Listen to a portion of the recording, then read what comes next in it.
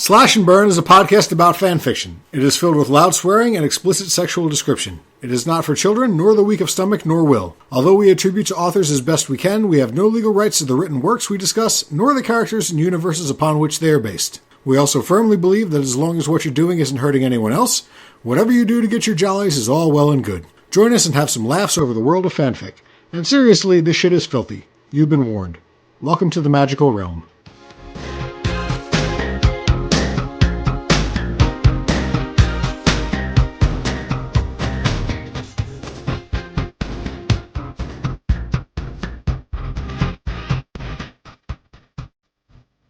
Hi, everybody, and welcome to a new episode of Slash and Burn, an adventure through fanfiction. My name's Steve. And I'm Kira. So hi, welcome back. We hope you've listened to the previous episodes. If you haven't and you're a new listener, which you probably will be, considering very few people have downloaded the first several episodes, welcome, and we hope you enjoy yourself, but check out the first episode. There's some, if you like what we're doing in this one, then check out the back catalog, because there's some good stuff earlier on. So first, just what's up with you? Not a whole lot. You know. Okay. I just didn't know if there was anything you wanted to share with the fans. I don't know. Did I mention that I'm going to have a baby? No, I don't think you did. I am in December, so that's something that's definitely Congratulations. Happening. I don't know if I've said that before. Thank you. Yeah, so that's pretty much what's happening with me. I am not having a baby. That's really? Because, I mean, it would have tied in so well with today's topic. Damn it, you stole my segue. I've been playing a lot of Elder Scrolls Online and Tap Titans, but no baby. But yeah, it's interesting that you say that. Because we're going in a little bit of a different direction this week than we had in the previous episodes, in that rather than a specific fandom, today we're going to talk about a specific tag or genre. I'm really excited of fanfiction to try this out. And that tag is MPreg. Now, if you're like me, the first time you heard somebody say that, you thought it was impreg, like short for impregnation. A reasonable mistake. And you're not totally wrong, but that's not an M, that's an M, like the letter, as in male pregnancy. So that's pretty weird, huh? It's apparently an enormous thing in the fanfiction community, as I found when I started searching for it. I tried to warn you. I was warned. So, is this as a female woman I am that who reads fanfiction for pleasure? Is this a thing that you are into generally? I mean, I wouldn't say into, have I read a few? Sure. But, it's not something that I, click through on the tags, oh god, yes, give me another one. It's just something, if I'm scrolling through and I'm this could be interesting. It has to have a good premise. It can't just be completely nonsensical like a lot of the things I'm about to read to you tonight. But, I don't know. I've dabbled in it. That's how I feel about pregnant lady pornography. That's interesting. Of the actual, it's fine if it's there as long as they're not all gross. Yeah, But I'm not going to go searching it out or whatever. Yeah, exactly like that. But considering how much you like Guy, I wasn't sure. I do like that a lot. This was in your wheelhouse. It's obviously shown up. Okay, so do you want to go first, or you want me to go first? Do you think, how crazy do you think your last thing is? It's not that crazy, it's educational. Okay, then how about you go first, because my last thing is really weird and goofy. I'm really excited. Okay. Okay, so yeah, I will start with my first one, which I think is the tamest, I guess. This one is a Death Note MPreg, which is actually titled MPreg Note. By DMMD Vitro. I don't even know. It's a lot of letters. I can't tell if they're trying to spell something or not. But so just real quick before you start, since one of the few comments we've gotten so far is that somebody liked the fact that we kind of give little short mini introductions to the fandoms, so that people who don't know can get into them. Mm-hmm. Death Note is an anime in which a shiftless but gifted teenager comes in possession of a magical book where he can write the names of people in it, and then those people die. And he also gets a demon pal from another universe. That nobody can see except him. Or other people who touch the... Sorry. No. You're right. I didn't mention that. And there are several layers of homoeroticism between him and a second main character.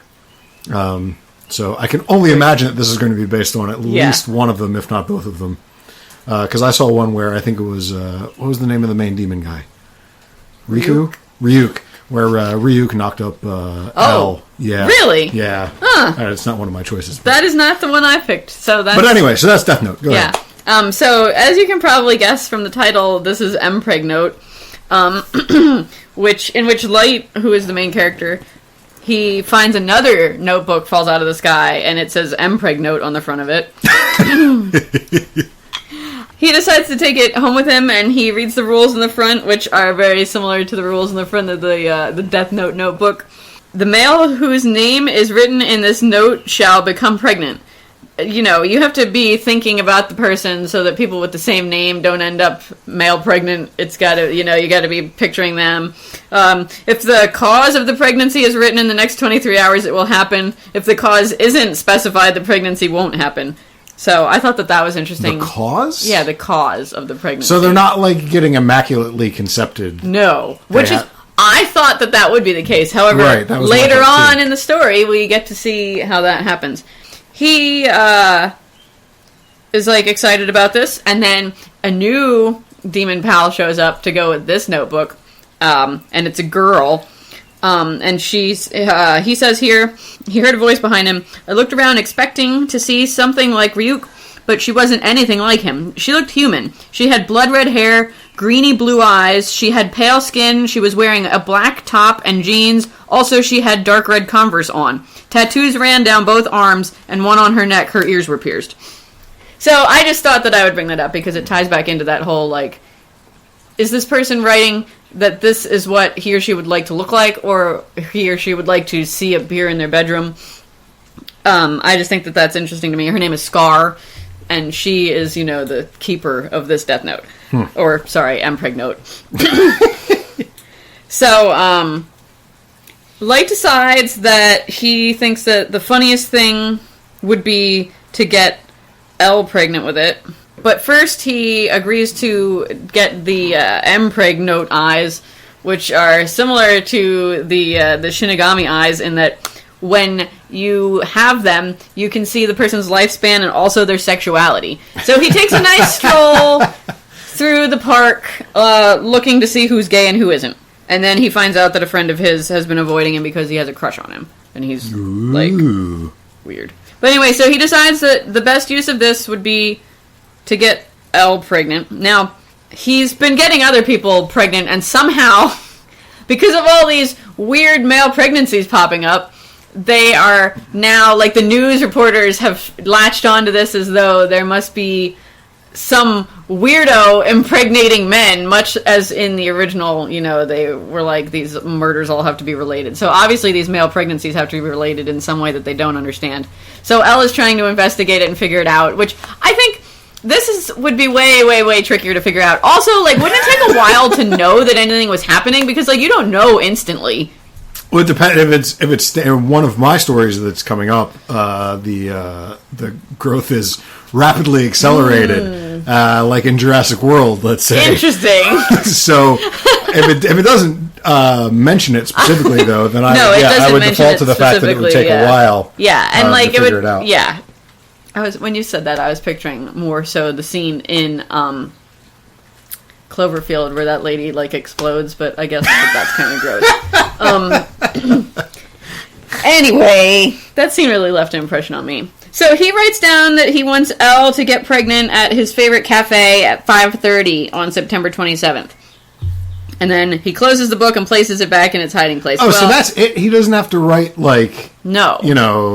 Swarthy stranger comes out of the bathroom. No. Okay, see, that's what I thought you meant by the way. Well, that's what I was also really confused. So I was like, well, they didn't really specify anything here.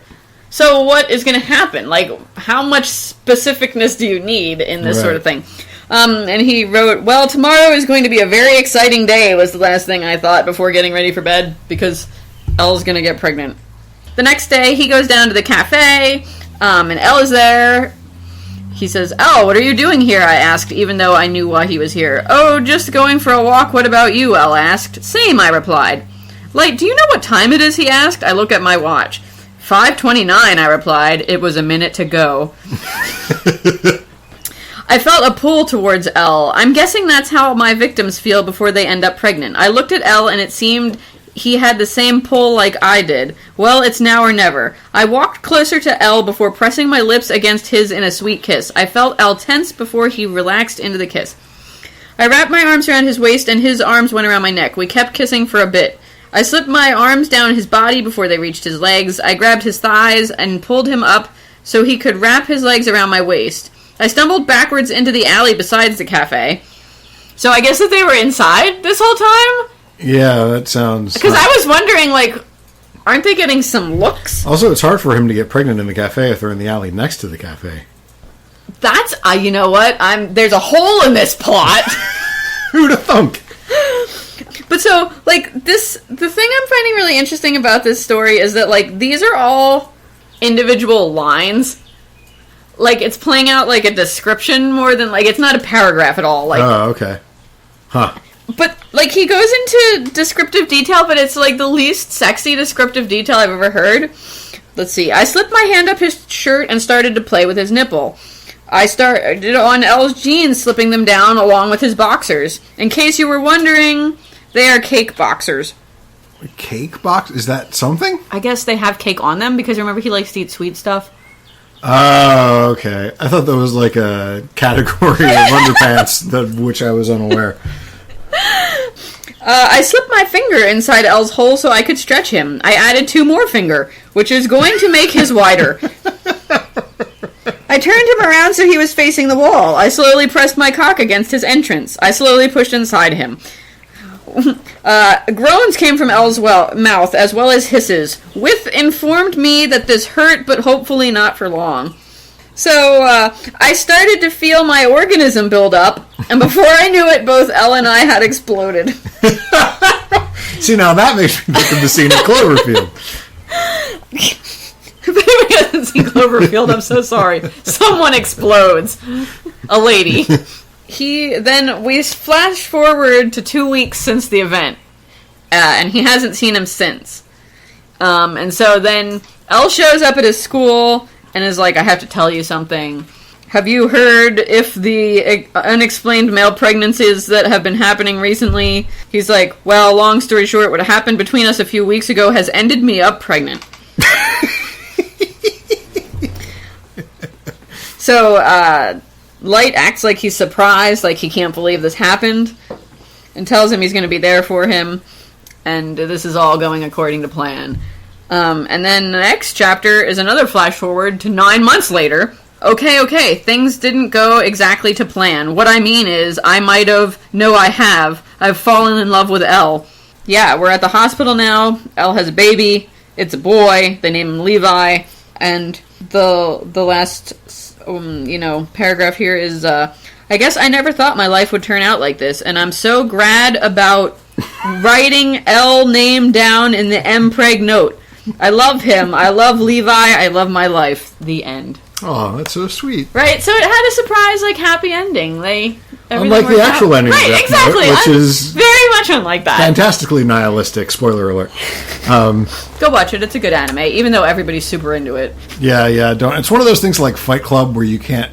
Donnie Darko. Yeah, right. Where you can't base your like or dislike of it based on the people who also like the it. 21-year-olds who will tell you how awesome it is.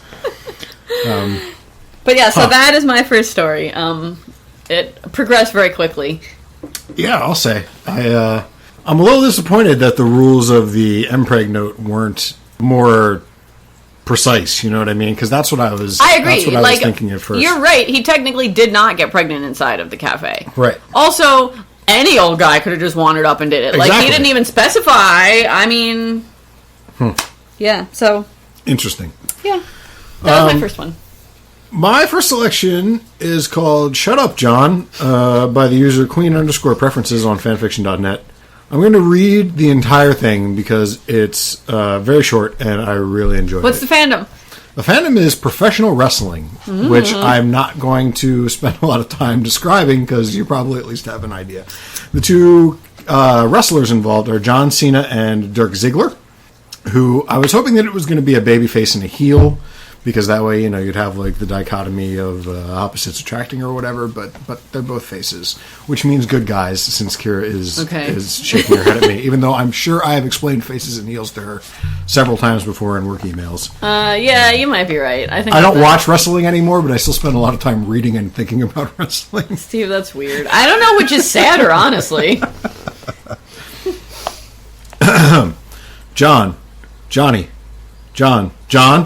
Johnny, the baby coming. God help me, Dolph, if you don't shut the fuck up, growled John Cena, who refused to acknowledge his boyfriend's attempt to make conversation, keeping his eyes focused on the road ahead. Dolph Ziggler groaned, turning in the back seat of the car so his swelling ankles were resting on the seats. John, I'm hungry, Dolph whined. You just ate a whole bag of Lay's potato chips and 2 double cheeseburgers less than an hour ago, John muttered underneath his breath. What are you saying? You think I'm fat, don't you? I hate you. Take me home. Now. John watched as his lover began to hiccup, tears running down his beautiful face. Pulling over, John got out of the car, opening the door to the back seat, gently pulling at Dolph. Dolph shoved Cena's hand, but eventually gave up, letting John pull him out of the car. Baby, you're, not spelled correctly, not fat. You're, also not spelled correctly, beautifully perfect, looking so round and soft carrying my baby. I love you so much, baby. I'm sorry I was so mean earlier. You don't hate me? The hiccup was still evident as Dolph whispered. No, baby, you're, spelled incorrectly a third time, my angel, my everything, my sexy little slut show-off. John Cena smiled as the blush colored Dolph's cheeks. Leaning downwards, John pressed his lips against Dolph. Closing his eyes, Dolph meowed as a tongue licked his bottom lip, asking for entrance. Pulling away once Dolph was red in the face and breathless. I love you, John. I love you too, baby. John, I want a burger. You just ate, don't you think? Shut up, John! So, I found this interesting. Was that the story? That was it? That was it. That was the entirety of the story. Honestly, I'm a little offended. So, first of all, this gets into a thing that we've run into several times before, and I always comment on, which is characters from a thing, but then the story has literally nothing to do with the thing. There were no suplexes being done. None of them mentioned, shoots. There was none of it. It just could have been 2 people. Only their names were John Cena and Dolph Ziggler, which is very continually surprised that you don't get it yet. I mean, John Cena and Dolph Ziggler are both built like brick shit houses. They're very attractive, like huge, muscular, manly men. I mean, if you're into that sort of thing, sure. So if you're into that sort of thing, I understand that you want to think of that. It seems so weird to me to pick something and then not place it in that universe at all. I mean, I don't even think that I would call that an AU, because that totally could have taken place. Yeah. I mean, except for the fact that that he's pregnant. Fair. I prefer to think of that as canon divergence, but. Oh, okay. I wasn't aware that was a separate thing from an AU. But I also like that this bit of writing shows us that gender stereotypes can survive even if you completely switch the genders. Yeah, seriously. Shows the real perseverance of that trope. I'm offended. Eating junk and eating too much and whining a lot and being emotional and mood swings and all that kind of stuff, even though totally not a lady. And instead, again, a giant manly man. Excuse me for a second. My sandwich is trying to escape. Okay. I'm a pregnant lady, and I'm very worried about my sandwich. She's picking up the sandwich. She's putting it in a more stable position. Retaking her seat. Now, I have a question to ask you. Yeah. This was actually part 1 of a 2-parter. There was a second chapter that involved 2 different wrestlers. Oh, okay. But so the title of that chapter was Shut Up, John. But the overall title of the work, I guess, was called WWE Drabble. Oh, okay. And I then saw Drabble several other times in my research, but I didn't look it up because I wanted you to tell me what the fuck Drabble is. It's generally when you have, a collection of, short, one-shot, just thought stories, kind of really short like that, just, a scene that you envision, And, like, instead of publishing them each as, like, a separate story and having, like, 800, 700-word stories sitting all over, you just, like, put them all in, like, one collection, even though they don't necessarily have anything to do with each other. Does that make sense? Okay. Like, it's kind of like a short story book. I wasn't sure if it was, like, a kink that I missed. No. Or, okay, because that was... Because in our very first episode, I asked you what a uke was, and, like, that was, you know what I mean? That was a thing. Like, that was a thing that I had just never heard of. Yeah, no, drabble before. is not a thing. Drabble is just, Okay. like, that, what I just said, so. Okay, I got you. I see that a lot, too. But yeah, that was it. Short and sweet. There was no sex in it, which is a thing that I found a lot when I was looking at these kind of things. There are Same. a ton of MPreg stories that have no lemoning in them. Yeah. They're just stories about the pregnancy. You know, honestly, I think that is probably one of the reasons that it never became, like, a big thing to me. Because, like, I was always like, okay, cool, like, this baby has to get created somehow. Like, are we going to get into this or what? And they never do. It's just Yeah, like, no, most hey, of look, them- they're pregnant. Now let me talk about being pregnant. Now there's a baby at the end. I don't care about most any of them that. start with the impregnation having already occurred. Yeah. Or, which like, it is- fades to black. And I'm like, what is this? Like, a Wheel of Time book? But, I don't know. Yeah, it's weird. It's a really weird genre. Yeah. Oh, I guess it's time for me to do my second one. Yeah, go ahead. Okay. My second story is a Black Butler fandom. Okay. Black Butler, for those of you who are unaware, is another anime. This It's one got a is Japanese title too, but I can never pronounce it, so I'm not even going to try. Yeah, in the U.S. it's Black Butler. It's about a spoiled rich boy who his parents are killed, and his family's butler is his butler / savior, etc. But it turns out that the butler is a demon, and he's got all sorts of crazy powers. And for some reason, even though this little shit is a horrible little shit, he is obsessed with keeping him safe and helping him rise to power, and etc.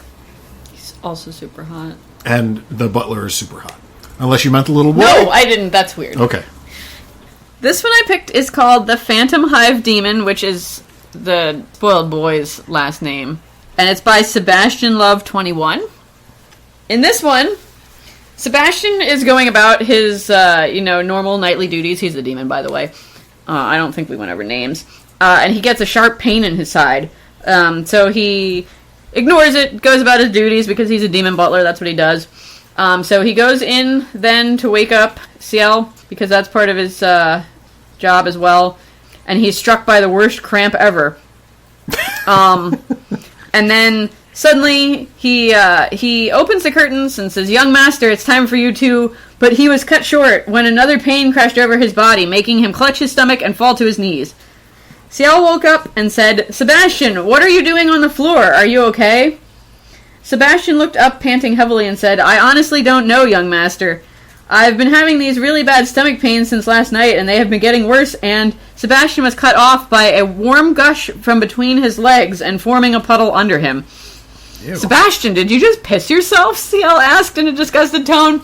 I can't picture him saying that. Like, he's so very proper, and, like, I can't really see him being concerned about what's happening to him at all. No, not at all. He's a real dick. Yeah, he'd be like, you're getting weird liquid all over my floor. Right, unless he was like, "Did you just piss yourself?" Like that, I could see maybe a tonal change.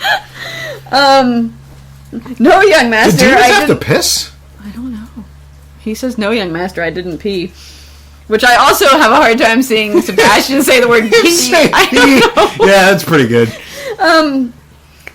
So he's having more pain, and they determine it must be water. Where did it come from? After those words were spoken, it clicked in Ciel's head. "Sebastian, is there any way you could be pregnant?" Sebastian's eyes became saucers. Just then he was struck by another pain, but this time he felt a strong urge to push.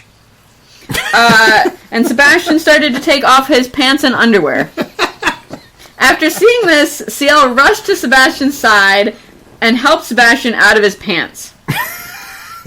Ciel didn't know why he was doing this. Maybe because Sebastian was in so much pain. But as he helped Sebastian get out of his pants, Ciel caught a glimpse of what looked like the top of a head coming out of Sebastian. So, It doesn't say from where. it doesn't say from where, which is extremely distressing to me. Like, I mean, I don't know that much about how demons are made up physically. Mm-hmm. But But we're never led to believe that Sebastian has anything other than male genitals. My other confusion in this story, and this particular confusion only gets worse as the story goes on, and you'll understand why in a minute. He's a real skinny dude. Mm-hmm. Where is he keeping this thing? Do demons also have interdimensional uterine space? Pocket portal, yeah. Ciel's like, hey, you're having a baby, and Sebastian is surprised. You're having a baby. The pain you've been having is contractions, and the water that was coming out of you was your water breaking, and I can see the top of the baby's head. This baby is coming now. So, he's pushing, and nothing's happening, and Sebastian is screaming, which I also can't picture, because, like, all sorts of terrible things happen to that dude, and he's just kind of like, whatever, I'm a demon butler. Exactly. I'm a demon butler. Sebastian, you are doing really good. The baby is crowning. One more push and the head will be out. Sebastian looked at Ciel in amazement and said, how do you, the letter U, know so much about childbirth, young master? Well, when Lizzie and me were engaged, she always talked about having kids and made me read up on pregnancy and childbirth, so that's how I know. Kind of lucky I read up on it, huh? So he pushes the baby's head out, and the door flings open, and that leaves us on a cliffhanger for the second chapter. So now, but even in all of this with Ciel's midwifery, there's still no mention of from what orifice the baby is. No. I think this is a mystery that is never resolved. I'm sorry to say. That's something I find to be troubling about a lot of MPreg stories, honestly. They never really, like... There's very little explicitnness in the birthing, I found. But see, this is extremely explicit birthing, but we still aren't hearing what hole it's coming out of. I mean, it's... Okay, that's your life on the line. Dick hole, butthole. Butthole. You go with butthole? Yeah. I don't know. I think as a demon, he could have a very elastic urethra. I mean, sure. And I think that tonally fits a bit more, you know what I mean? You think so? Yeah, he's a demon. But imagine if you will, like, let me paint for you a word picture of a baby's head crowning out of this demon butler's pee hole. It's like a snake swallowing a pig. But backwards. Yeah, exactly. Alright. But see, my thought is if that was the case, that they would specifically say that. I would think they would specifically say it either way. Fair point. You're really leaving up a lot to the reader's imagination. Or maybe it's like Lost and we're supposed to interpret it ourselves. I'm interpreting it as his butthole. But that could be a t-shirt. I'd wear it. But anyway, so the door flings open. It's all the other servants in the house. And they're like, what's happening? You know, so he sends them to go get the stereotypical hot water and towels. I'm still really unsure about what the hot water's for, and I've watched a lot of, like, birthing shows, but... yeah, I've also always been very... Like, are they gonna, like, dunk the baby in it? Like, are they gonna, like, try and make sure that the bed sheets don't stain? I don't know, but... It's you wind them up and you whip the mom when she's not pushing hard enough. Or I guess if the baby's not breathing, like, don't they usually smack it or whatever? I think you slap it on the ass, but is that to start it breathing? Is there like a primer on the ass somewhere? Don't really like babies. I don't know. But so Sebastian keeps pushing. Ciel's coaching him. It's all, you know, a very I'm losing my words. I'm only now, by the way, even after watching the entirety of this series, realizing how close Ciel's name is to Cialis. That's wonderful. Go on. He gives birth, finally. Let's see here. They're holding Sebastian's legs up. Sebastian screamed as a contraction, sorry, that wasn't a typo, that was me pronouncing it wrong. I'm very sleepy. As a contraction ripped through his stomach, he took a few deep breaths and pushed as hard as he could. With this push, the baby turned. Sebastian threw back his head and screamed when he felt the baby leave his body and sliped into Ciel's arms. Sliped? S-L-I-P-E-D. Sliped. Okay. Everything was silent. Then the cries of the newborn filled the room and made tears stream down Sebastian's face, and he held out his arms for his new baby. Congratulations, Sebastian. It's a girl, Ciel said as he handed Sebastian his new baby girl. So Sebastian is continuing to have pain, and Ciel says, everything is fine, you're just delivering the afterbirth. He knows a lot about this. You could probably make a pretty penny off demon afterbirth if you. Oh my gosh, that's got to be into pills. You got to be able to put that in spells or something, right? Yeah, exactly. Especially male demon afterbirth. That's like a really, really niche market there. So Sebastian is screaming. Ciel is knowing that something. Ciel then knew something wasn't right. He should have delivered the afterbirth by now. So Ciel went to check when he saw the top of another baby's head crowning. Oh, Jesus. So, like, not only was he hiding one baby... What a twist. Yeah, there's another one. I'm telling you, it's a pocket muterus, which is a coin that I just termed... I like it. A term that I just coined for male uterus. I'm into it. So he pushes that baby, but it's not coming out as easily. He's having a lot of trouble because he's so sleepy. So Ciel tells him to get on all fours, because apparently that's going to make it easier. And sexier. Yeah. Well, you got to remember now, this room is also crowded with all the other servants in the house. So, like, it's probably not real sexy, which is what got me about this story, is that you don't usually have this explicit of a birthing scene without actually being explicit enough. Right, I didn't find any explicit birthing scenes. This is really going, except for them not mentioning which hole, this is really getting in there. So, Sebastian let out a breath as the contraction ended. Young master, I can't do this anymore, it hurts. Ciel looked at Sebastian. Yes, you can. Only 2 more pushes and the baby will be out. Sebastian just nodded as another contraction hit and he pushed. Sebastian gasped as he pushed the shoulders out. So he pushes with all his strength, and the second baby leaves his body. And it's another girl. This made Sebastian sob. He was so happy that he brought 2 healthy daughters into the world. Can I hold them? Ciel asked. Of course you can, young master. After all, they're your daughters too. Everyone except Ciel gasped. And that's the end of the story. Ew. That's it. So now he's... Ciel, how old is Ciel? You know, that's a really good question. He's like a dozen, right? Probably. Hang on. And I was... one of the things that I was going to bring up was how they never... 12-year-old. Yeah, I was right. They never mentioned how it might have happened or whatever. No, I know. And that's what I thought when it was... when I was reading it as well. Like, whose baby is this exactly? Like, do demons just, like... They spawn... Yeah, like, out of nowhere. Yeah, but... That's it. That was unnecessary to say self-autonomously. Those mean the same thing. Sorry, everybody. But yeah, so I was also curious about that. But, like, the fact that, I don't know, like, Ciel didn't seem to feel in any way that this could be his fault, so I don't know. Like, it was never really hinted at that he was a father at all. I found that was a bizarre ending, I guess, is what I'm getting at. Yeah, I'm not going to dispute you. Huh. Yeah.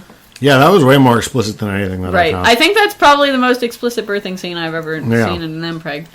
With that out of the way, we are now 3 stories into a 6-story podcast, so I'm going to take a break for a second to get another beer and stuff. We will be back momentarily. Okay, everybody, thanks for sticking around. We're back. I had a harrowing near-death experience where I tripped into a litter box, but I'm alive, so we soldier on.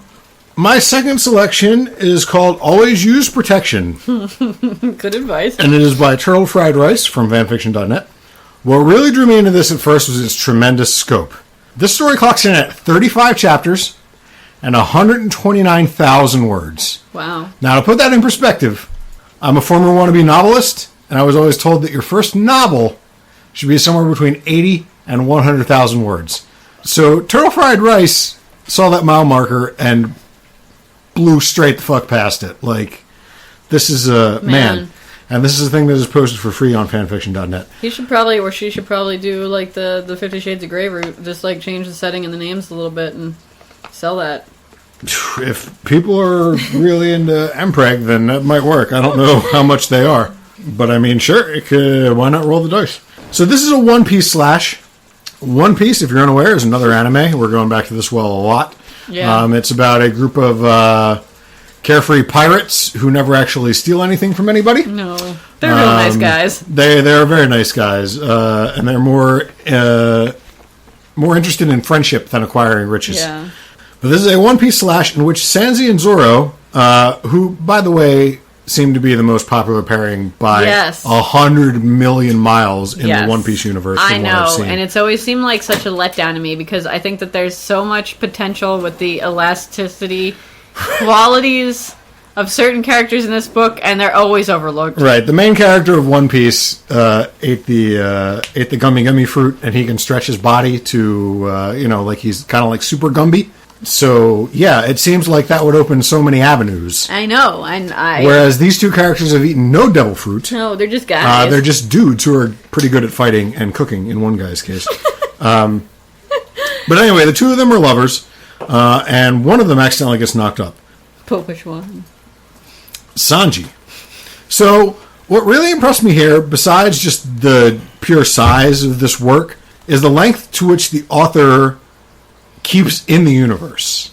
In contrast to so much of this other shit that I see. I was going to say, this should please you then. This feels so thoroughly One Piece. Like Sanji calls Zoro like shitty Maimo all the time. And there are like a ton of references to Zoro not knowing how to get places.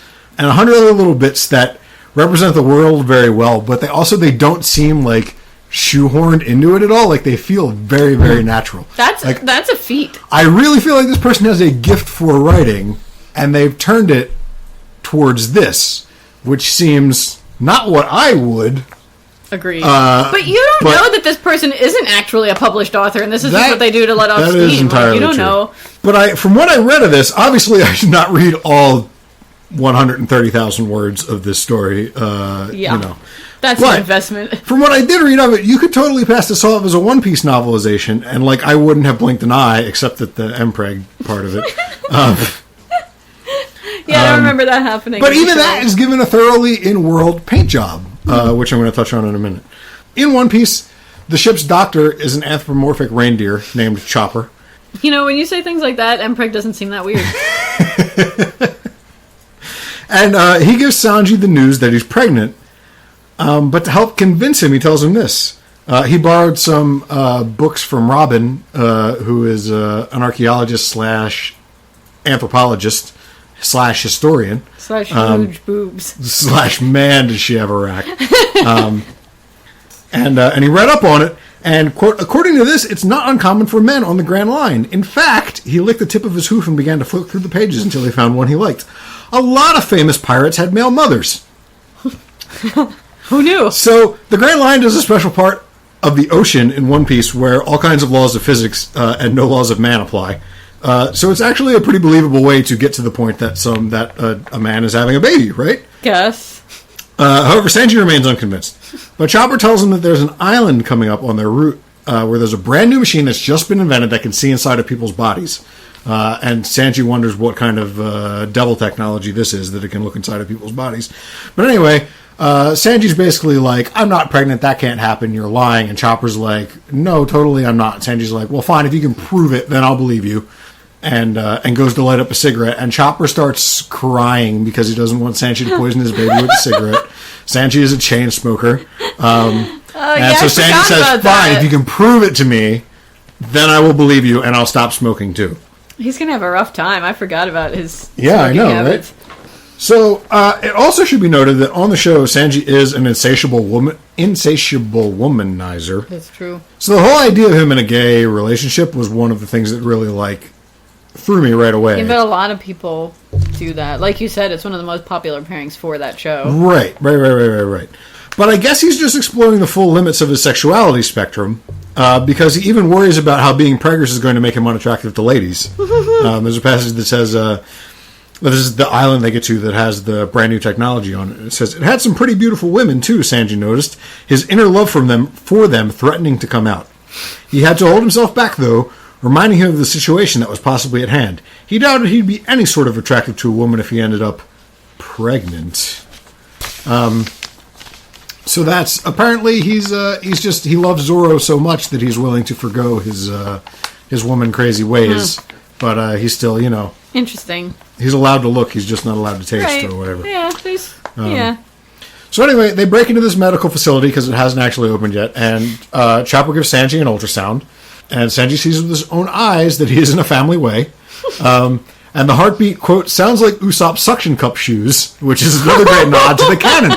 These things are littered throughout the whole thing. This guy is seriously... He took his time with this shit. He really, really, really embedded this in the universe. I mean, our producer said that our baby's heartbeat sounded like creepy background noise on a Night Vale episode. So, I mean, I don't know. So at the point they're hearing the heartbeat, Zora unexpectedly walks in. Up until this point, he just knew that Sanji was sick and was telling him to go to the doctor, but didn't know anything about it. But Zoro freaks out and he runs off. But before they get back to the Sunny, he confronts Sanji and says he's ready to step up to the plate and be a father. And he shows Sanji some baby clothes that he bought for their love child. Aww. I know, it's so sweet. Sweet, yeah, aww. Now everything I've described, the entire scope of this plus a whole lot more. I'm cutting out a ton of stuff. I can only imagine. This happens in the first 3 chapters. Of 35. Of 35. And so since I didn't have time to read an entire novel, I then skipped the next 30, and I jumped to chapter 34, which is where the birth actually happens. Oh, wow. He's pregnant all that time? The whole time. Good gracious. However, the whole birthing scene was, as we discussed before, was pretty uneventful. Most of the birth actually happens off the page, Yep. And it's not explicit. There was, again, no mention of a hole. It's a mystery.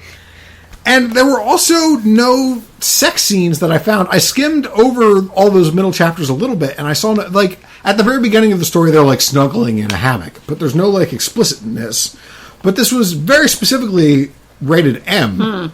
So I wonder if it was just for the language of them always calling each other shit heels and stuff.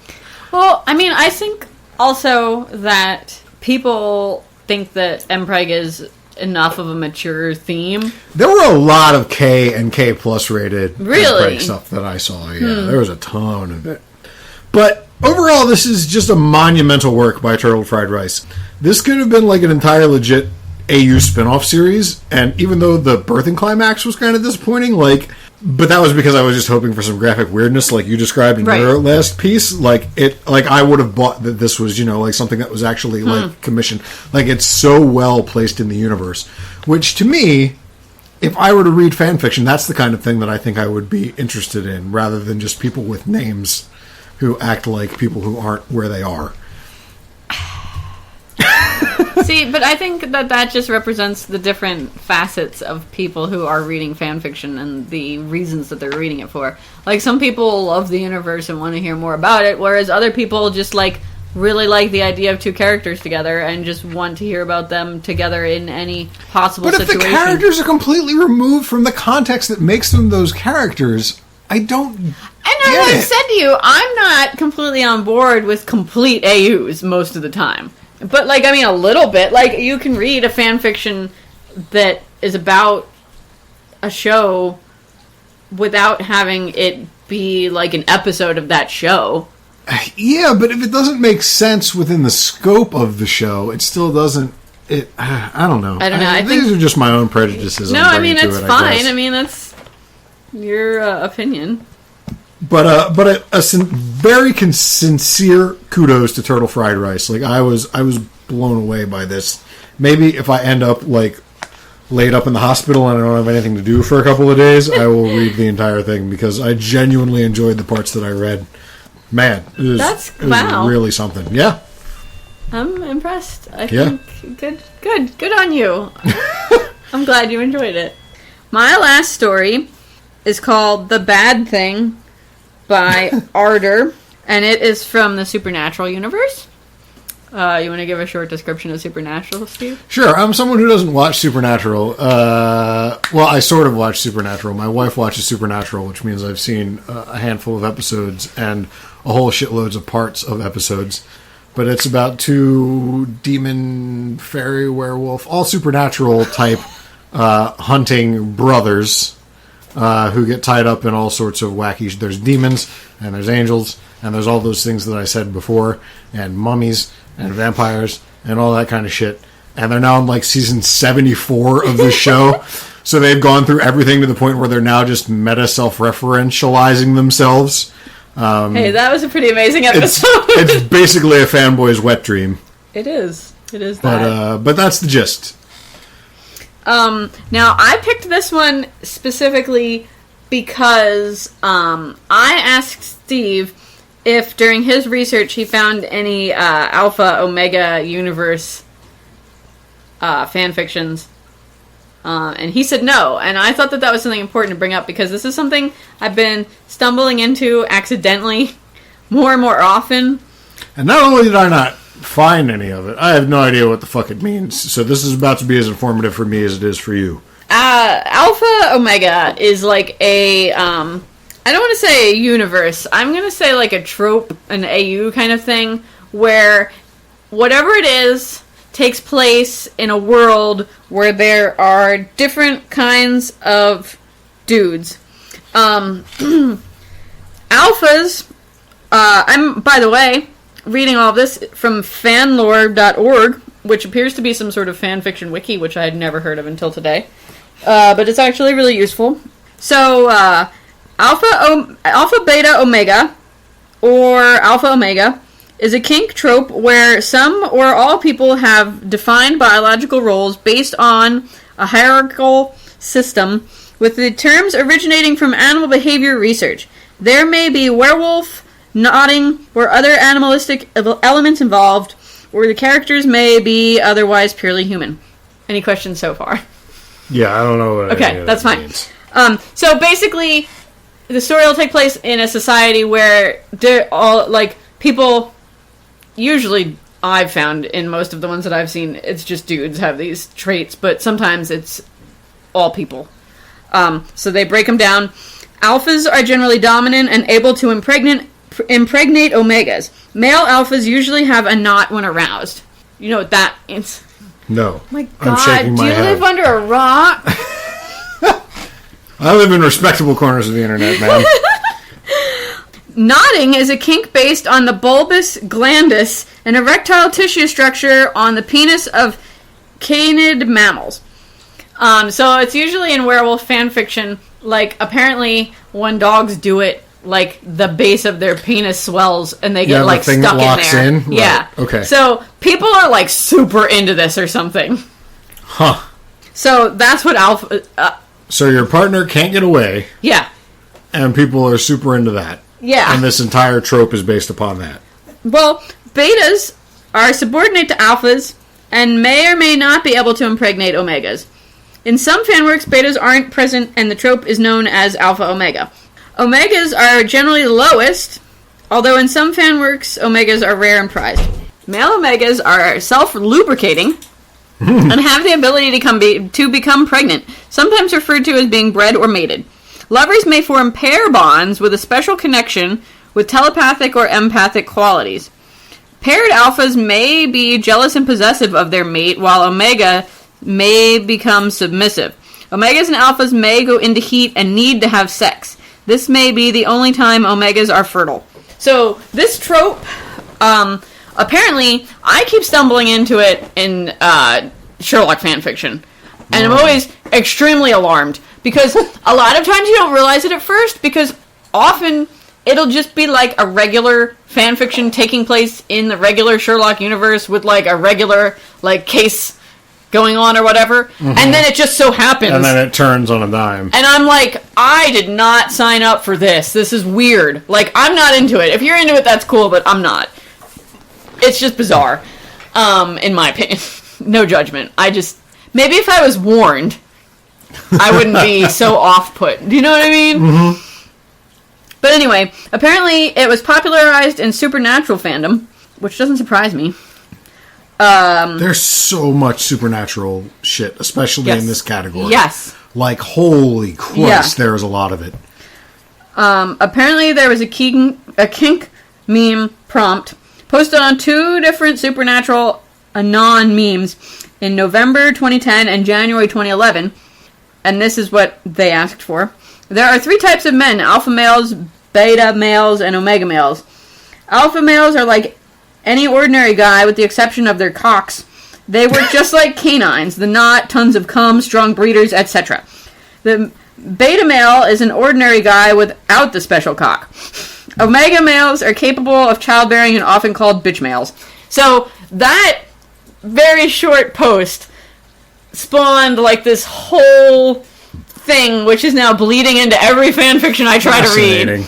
There's a chart here about how... No, I'm not kidding. I believe you. About how the popularity has, like, just, like, skyrocketed on AO3.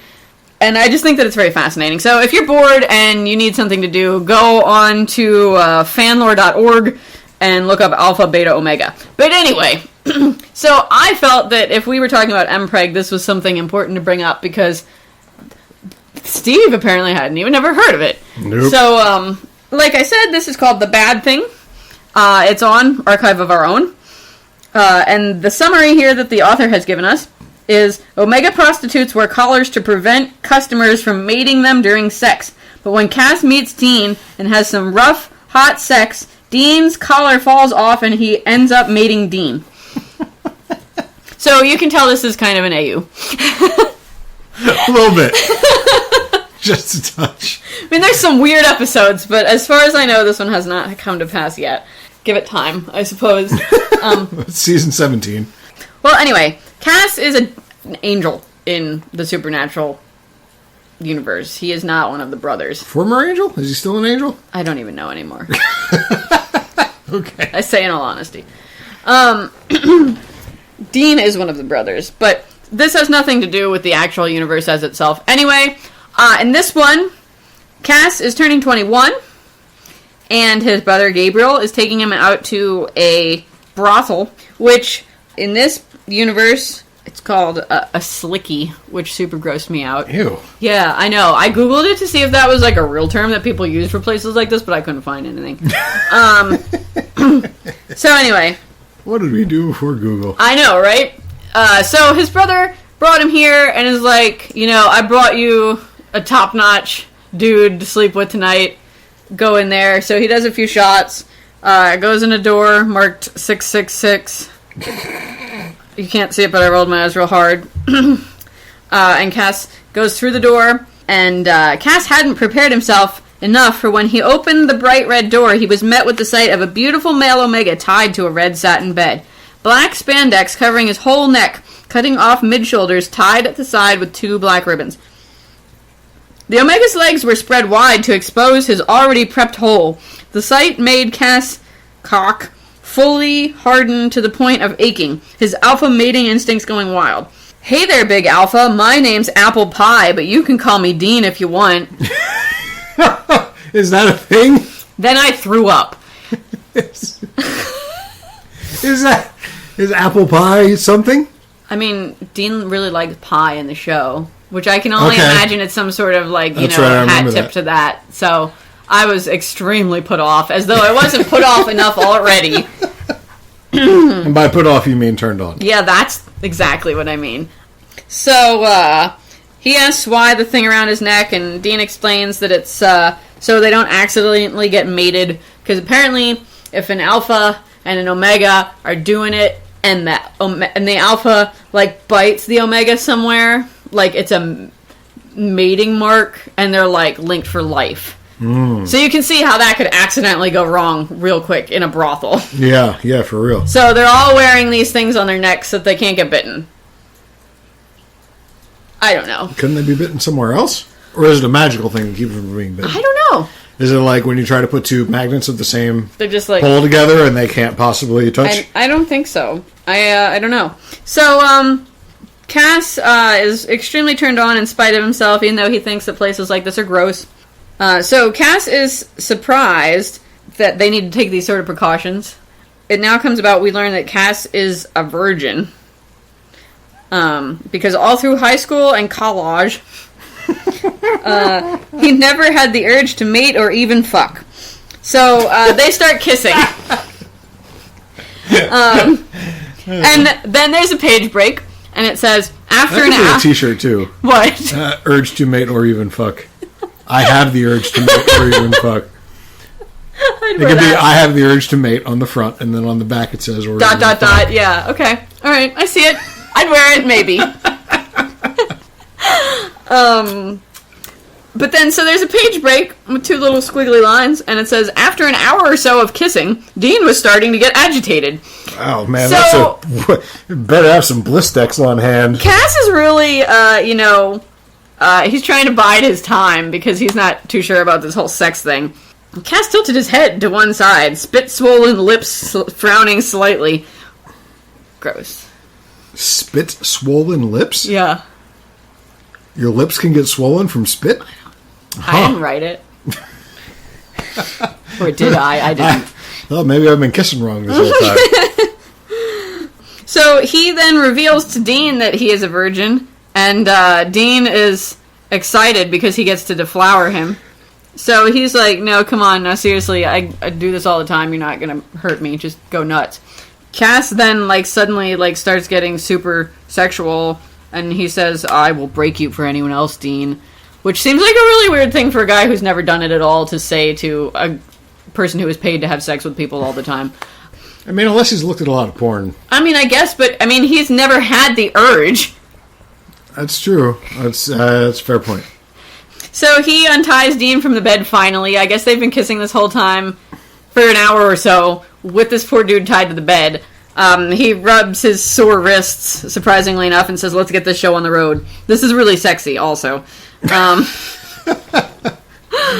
there's another page break, and we jump ahead a little bit. Dean was very responsive, considering his experience. Each twist of Cass's fingers in Dean's ass made him arch up, making the most beautiful sounds.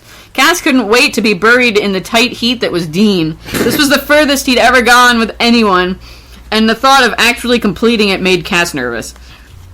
Earlier in the story, one of the rules of this brothel is that they have to wear a condom, and that they're not allowed to not, which I don't know how you can control something like that.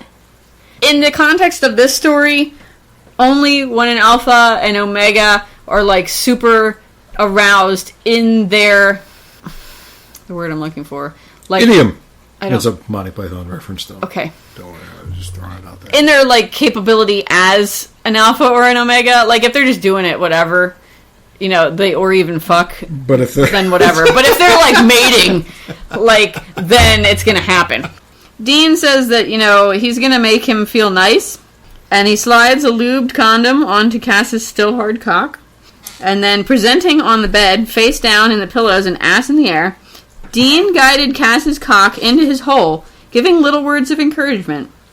The feeling of Dean's tight... As the joy. Those are good small words, Steve.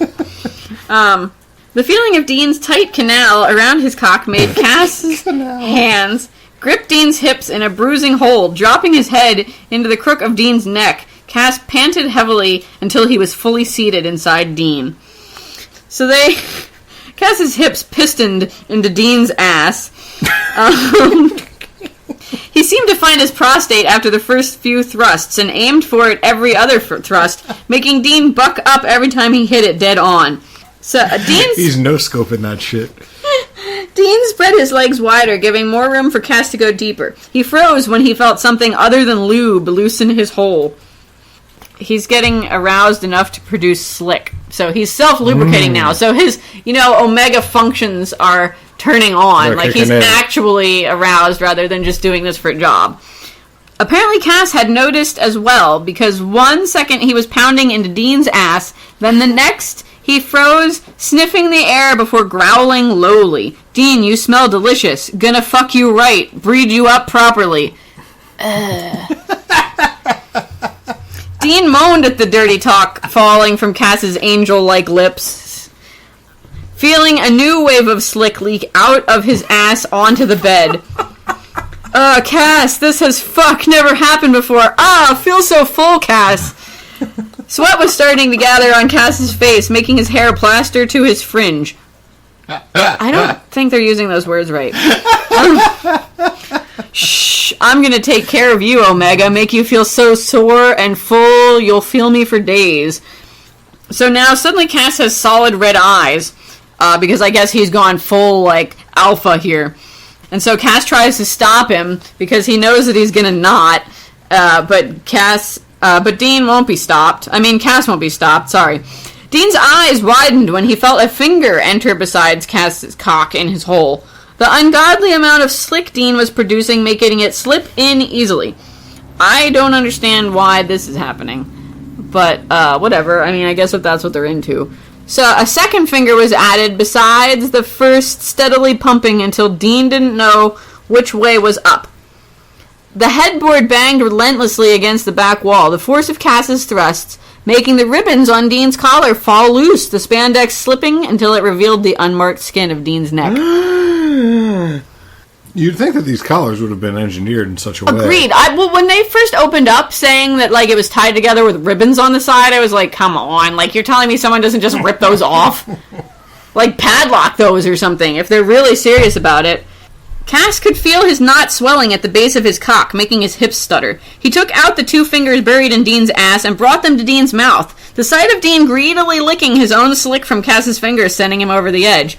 Surging forward to claim Dean's neck in a mating bite while his knot swelled, locking him in Dean's ass, the first shoots of cum making the Omega under him whine. Dean barely registered when Cass's knot swelled, the sharp stab of pain in his neck making him come untouched, despite the cock ring firmly in place. The feelings of Cass's cum in his ass made him whine, his Omega instincts singing at the feeling of being sated by an alpha. Cass was damn rough. He broke the fucking condom. So then they fall asleep. Hours later, they wake up. Cass is still lodged inside of Dean and can't get away. Oh my. He's very upset because he's, like, basically mated this dude without his permission, and now they're bonded forever, and he feels like a rapist, basically. Cass is, Dean wakes up, and he feels bad because, you know, Cass is, like, a real good guy, and he deserves better than some, you know, whore in a brothel. But then they come to decide that they both actually like each other, like, all in this very, like, moments after waking up.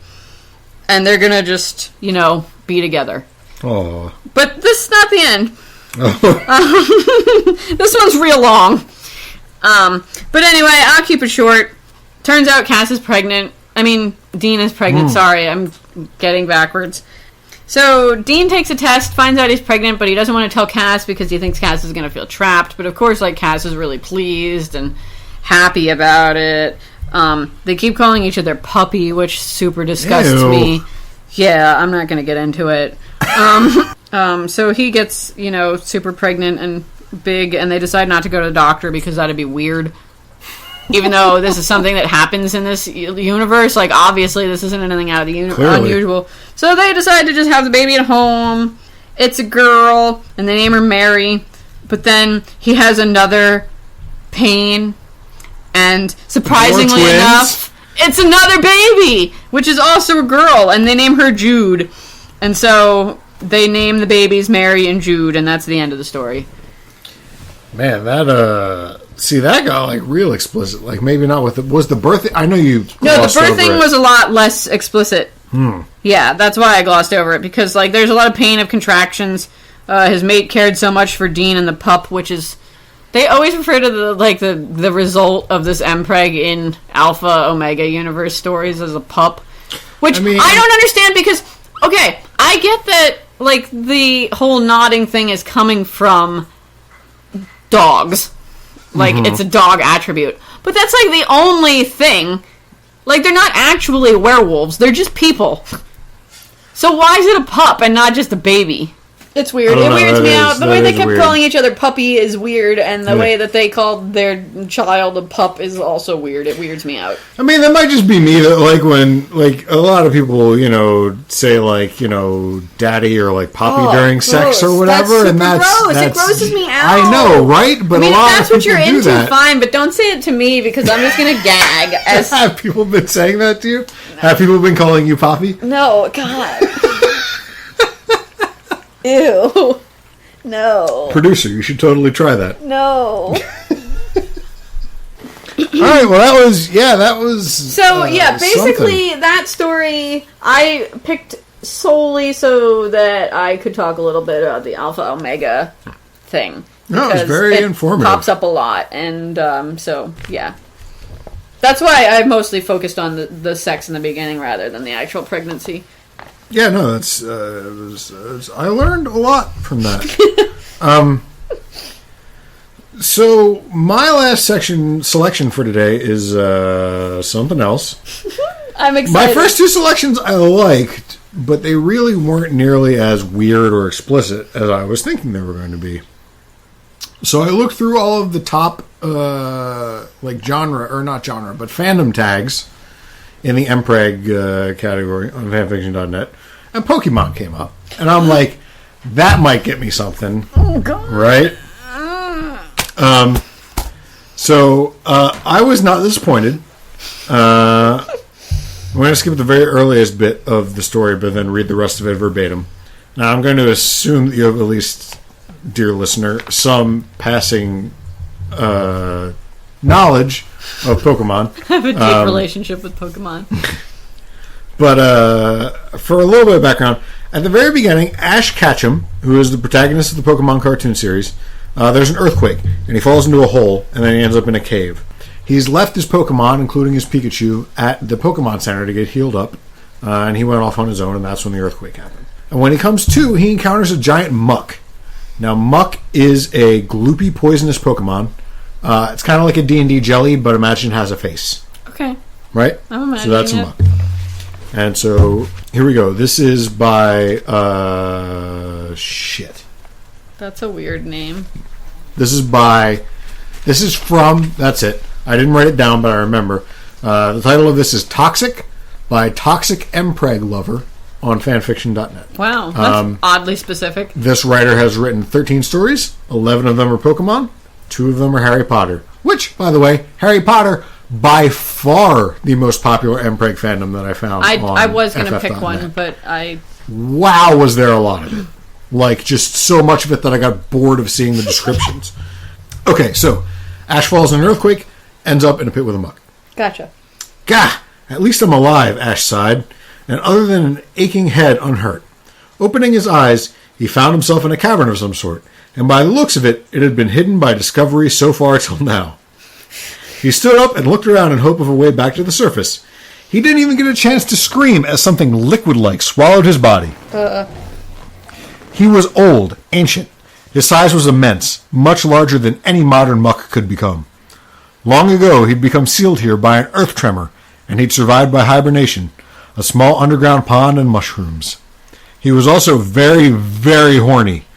Unknown to trainers and humans, Mucks were once worshipped as fertility gods, for like Dittos, they could mate with any species. They merged with the other being, unlike straight mating of Muck and Muck, and a pregnancy would happen even if the other being was male. He'd been a very busy god, strong enough to even mate with humans, and his children of those matings would either be Muck or humans with strong toxic abilities and able to understand Pokemon. He even remembered mating with a Mew to his amusement of its pregnancy after. Muck was very pleased at the offering the earth dropped into his home, a delectable ebony-furred human with that annoying loose fur on it. I'm not sure exactly what that means. Clothes, maybe? Okay. Is loose fur? I guess. That's weird. Oh, yes. He's been here eternity, and that this cavern would support many. Quickly, he engulfed his latest mate into his body, paralyzing the human as he shed its loose fur. He grumbled happily at its youth and its inner power. Strong children would be born. As his mate was already inside him, he just caused himself to enter the boy's body from all entries, filling him with his body and his stomach, his strong, fertile seed. Muck released the paralyzing state, but kept the boy's body from reacting from lack of air. Muck happily mated with the human, who soon was a mass of bliss, its own seed loose within Muck's body as he flailed in organisms. Not that the human could impregnate him. Finally, he pushed his mate's body out of his own, sated for the moment. Ash's body slipped into a cushion of thick moss, exhausted from what had just happened, his eyes blank. What was shocking that he actually looked 9 months pregnant, even though it was just Muck's seed filling him and making his body create a very special womb. Camouflation. Fascinating. Unknown to many, once claimed by an ancient Muck, they could never be claimed by a human. Their, spelled incorrectly, bodies were literally slaves to their, spelled incorrectly, new sex drive linked to Muck. Their, spelled incorrectly, minds and body were their, spelled incorrectly, own, would be obsesses with mating and filling themselves with children. Ash Ketchum woke up after being raped/mated around beyond belief. He knew he should be freaked, angry, or disgusted. Instead, he woke up fully aroused and wanted to be filled again. He stretched on his moss bead, and rubbed his seed-filled belly, which was smaller, and smaller was bad in his permanent lust-filled state. Opening his eyes, he saw that fresh mushrooms had been placed next to him. Starved, he ate them, and then like an animal in heat, mewed for his mate. "Muck," a happy voice cried. Ash licked his lips happily. "What are you waiting for?" Ash purred out. Muck was all to happily claim him. "It's been 10 years, Brock said. In front of him was a grave that was missing a body. Of course, a lot of this graveyard had graves without bodies. 10 years ago, an earthquake sank half the city underground with the area around it. He would have been Pokemon Master by now," Misty whispered. In her arms was Pikachu, who had somehow survived, but hadn't battled since his beloved trainer had vanished with the city. "Rest in peace, Ash," Brock said. Life continued on. Ash grinned as he watched his children play. Some were Pokemon shaped, but one was human-looking. The one he carried now, he could tell was Pokemon. He rubbed his huge belly, wondering how many he held this time. After all, Muck had changed his body to give birth with barely any pain and to carry many. The side effect of being mated so many times and engulfed within his loved body was his aging slowed to a crawl barely noticed. "The others are jealous," a voice said. Ash smiled up at another heavily pregnant human. This one female. Muck had found many other survivors of the quake in the hidden caves, which apparently covered half the land. Of course, of the 52 others found, Muck had claimed them all. Wow. "Why, they all carry his children or his grandchildren," Ash mused. After all, Pokemon aged faster than humans at first, and were lusty like their, spelled incorrectly, father. In fact, this female carried his grandchildren, and by the looks of it, a human one. "Ash, you're," spelled incorrectly, "pretty much a Pokemon by now. How much Muck has changed you. You're more than likely to see the sun again after we die of old age, and you lucky bastard are merged with Muck sometimes for weeks, even when with child," she sighed. "Well, we are there," spelled incorrectly, harem, Ash replied. End. So, wow. There you go. Anything about that story you'd like to discuss? Megan seemed surprised when I said cumflation, which is a real term. I'm not making I know that it is. I am aware of that one at least. I was surprised to see it make an appearance here, but that was rife with errors. It really was. But I think the greater point still stands, which is that Muck is a sex fiend. Obviously. Now, if you had... I've played most of the Pokemon games. I've played none of them. I'm no Pokemaster by any means, but I've played most of them. If you were to ask me to list, like, the 20 sexiest Pokemon... Wouldn't be on there? Muck would be nowhere near that list. Like, not at all. And yet, somehow... Who would be your top 3? Let's see. I'm going to go Lucario.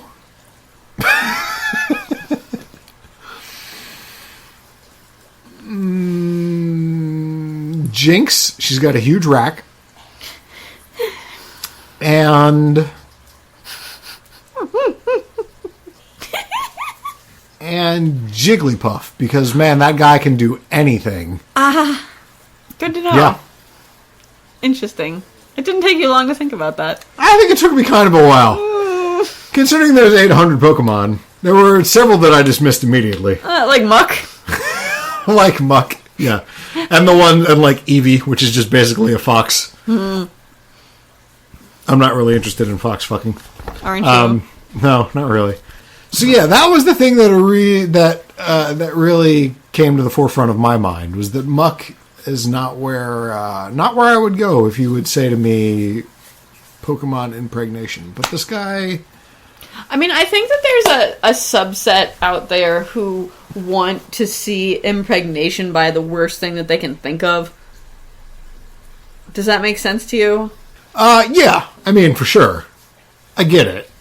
Is Muck really the worst thing you can think of, though? I mean, that sounds pretty in this gross. story, they make him sound pretty like comforting and. But I mean, and he's not visually appealing. No, but I mean, he's pulling you into himself, so I don't know that he really has to That's be. true. You're kind of just paralyzed, engulfed and paralyzed by his love and his lust.